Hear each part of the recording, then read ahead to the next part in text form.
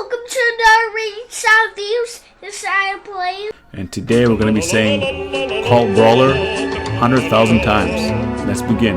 Cult Brawler, Cult Brawler, Cult Brawler, Cult Brawler. I'm just kidding. Alright, so we're going to be doing another top 10 list. We got the top 10 rare Void Champions, so rare Void Champions overall. And I decided to do a Void Champions to give them more, Void Champions to give them more recognition. Because a lot of them that are very good are usually off my list. So that's the reason why I'm doing this list today. So this is the best of the best for Void Champions. Only rares right now. I will do a epic video as well. And if you guys want a legendary one, let me know. So this is not in any specific order. I know some of you guys want me to do them ranking in order. I will get around to that in the future, so you can stay tuned for that. And let's begin. So we're going to start off with the Bannerlords faction, where we have a new champion, Steadfast Marshal. So this guy literally released like the end of the last week, and he's already made it into a top 10 list. So this guy is HP based rare champion. Yeah, because they're all rare. So his A1, he has a 50% chance of placing a provoke debuff for one turn if the target's max HP is lower than this champion's max HP. This guy's got 20,640 max HP, and his damage is based on HP. So this guy's been doing a lot of damage, and his provoke is much bigger than 50%. It's a 75% chance of placing that provoke on his A1, so that's very good. He has a place a 60% increased defense buff on himself for 2 turns, and then he gets an extra turn. So this is on a 3-turn cooldown when maxed out. So that's very good because you can go again. And this is what literally got him onto this list. This move, Covered Retreat, 3-turn cooldown, places a Veil buff on all allies except himself for 2 turns. So you guys are like, oh, Veil sucks. But imagine this in like dungeons, where you can like protect all his allies. Like the first 2 waves are usually the issue in dungeons, right? So this guy can protect all of his allies for 2 turns. And hopefully by that time your teammates can wipe out the enemy. So that's the reason why he's on this list, because the potential for this move is very huge. It's like a tank. Yeah, he's basically tanking without even provoking right there. So he's forcing the enemy to attack him. So this is why he's on this list. So the next champion, we're going to go to the Ogren tribes. And of course we got Bellower. So you guys know this guy. This guy's he's famous for clearing stage 12-3 on Brutal in about like 8 seconds if you build him properly with the proper artifacts. So he's a support champion. This is why he doesn't scale very well. That's why you got to use very, very good gear in order to clear stage 12-3 Brutal in 8 seconds. This is why he's very good. AoE, A1, A2, AoE, A3, AoE. And his animations are really quick too. So he has an AoE that has a 75% chance of placing a decreased attack debuff for 2 turns. And a 75% chance of placing a decreased defense debuff for 2 turns. That's on a 4-turn cooldown when maxed out. His A2 is on a 3-turn cooldown when maxed out. He has a 50% chance of placing decreased speed debuff for 2 turns. That's very good for Spider's Den. Same with decreased attack, decreased defense is good for Spider's Den as well. Good for Arena.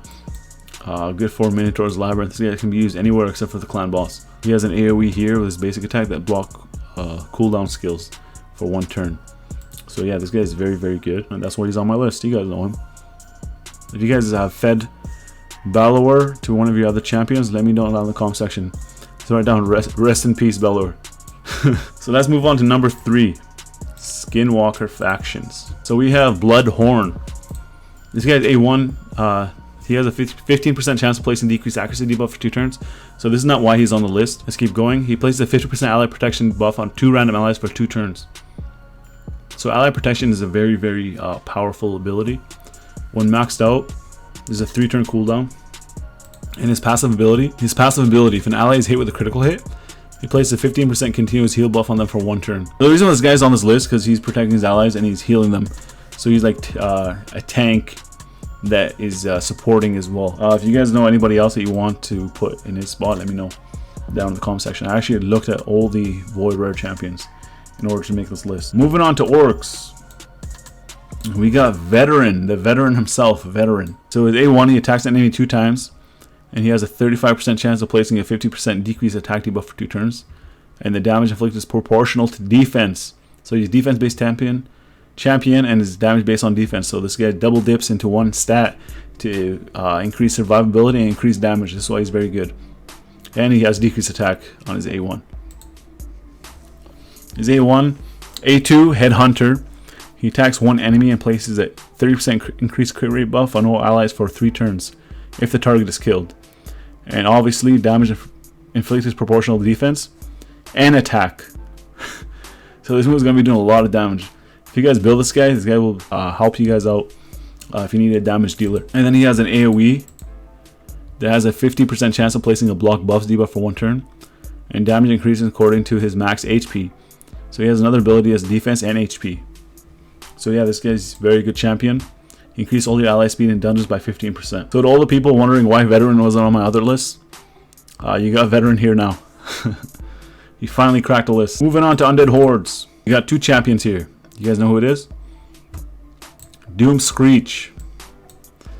So Doomscreech is here because of this ability right here.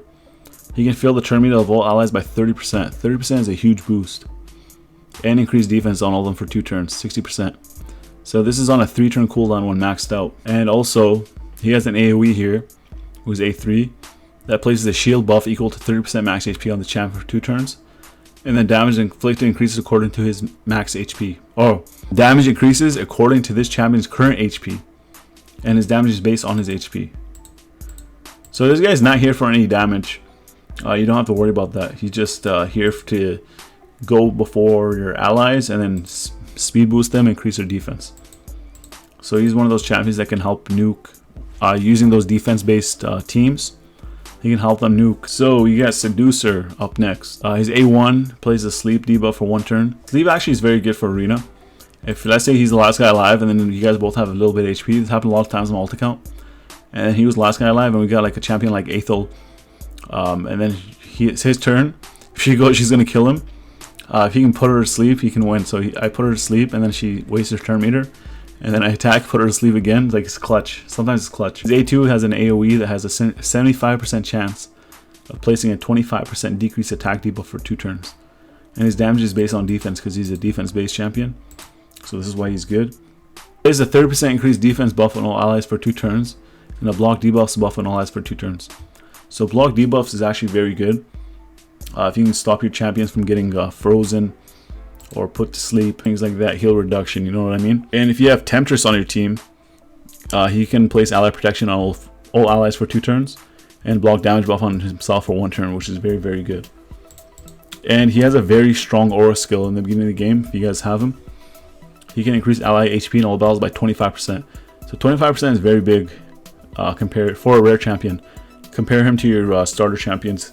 It's a big boost. So Dark Elves, of course, we got Coldheart. You guys know her very well. She has a quadruple hit on her basic attack. She's got an AoE that synergizes with her basic attack. So if the enemy has heal reduction on, she can place poison on them. It's a 5% poison for 2 turns. And this ability right here, she attacks one enemy and fully depletes the turn meter. And she has a 30% chance of inflicting a critical hit.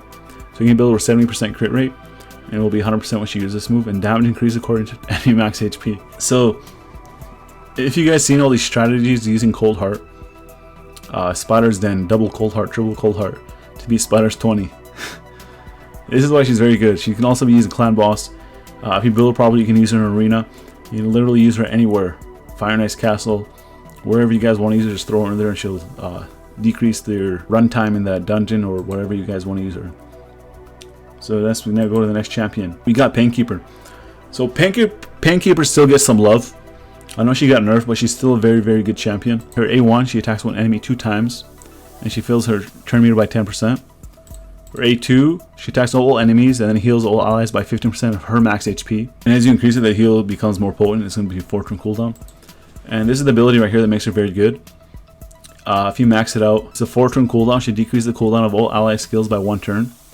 So if you build Painkeeper with a reflex set, she's going to be a 30% chance to reduce her own cooldowns by 1. So if you make her very fast with high HP, she's going to be going often, and then she's going to be decreasing your allies' cooldowns, her cooldowns, and she's going to be healing. So she's going to be she is a very good champion. She's at 102 speed. But yeah, she's still a very good champion. So if you guys max her out, don't be upset because she's still very good. Just build a reflex gear, because before she used to be able to reduce her own cooldowns with her A3. So if you use reflex set, she can still do that. So this is why she's on my list. Number 9, we have everybody's favorite dwarf, except for Killicast. He doesn't want to use him and he pulled him. Alright, so her A1, she has a... Bruh. So his A1, he can attack one enemy 2 times. And each hit has a 15% chance of placing a 15% weaken debuff for 2 turns. He's defense based, damage based on defense, so he's going to be very tanky. And he can dish out a lot of damage. So if he maxes his ability out, it's going to be a 30% chance. 30% chance of placing weaken. And what else makes him good is that his A2 is basically, if you max it out, 100% chance of placing HP burn debuff for 2 turns. And it's going to be a 3-turn cooldown. And his passive ability is very good too. When attacked, he has a 30% chance of extending the duration of all debuffs on the attacker by 1 turn.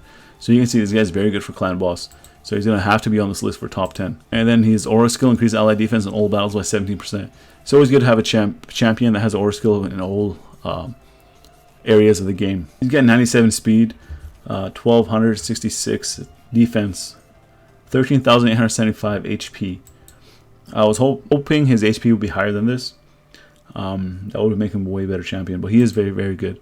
So this is why he's on the list. And the last but not least, it was hard to find a champion for this slot. There's only rares, right? I'm using Ifrit. So his A1, he has a 15% weaken debuff. He has a decreased attack on his A2. And damage increases according to this champion's max HP. He's HP based. His passive ability decreases the damage received by 50% if the damage from a single hit exceeds 30% HP. It places a 30% decreased defense debuff for 2 turns on attack if the attack is critical. So he's got decreased defense, decreased attack, and weaken. And increased ally HP in all battles by 15%. So again, he is not like very, very good. But out of these rare Void champions, he is in my top 10 list. So if you guys have anybody else that would be taking his place, let me know down in the comment section. Maybe I missed somebody. Pretty confident that I didn't, because I went through every single rare Void champion. So yeah, you guys let me know down in the comment section what your list would be. And if you guys enjoyed this video, if you found this video helpful, make sure you guys drop a like. And if you guys are new to the channel and you like what you see, first time watching me, consider subscribing. And while you're at it, make sure you guys hit that bell icon to let YouTube know you want to stay up to date on all my latest content. And as always, I want to thank you guys for watching, and I'll see you guys in the next video. Thanks for watching. Don't forget to subscribe and pull like.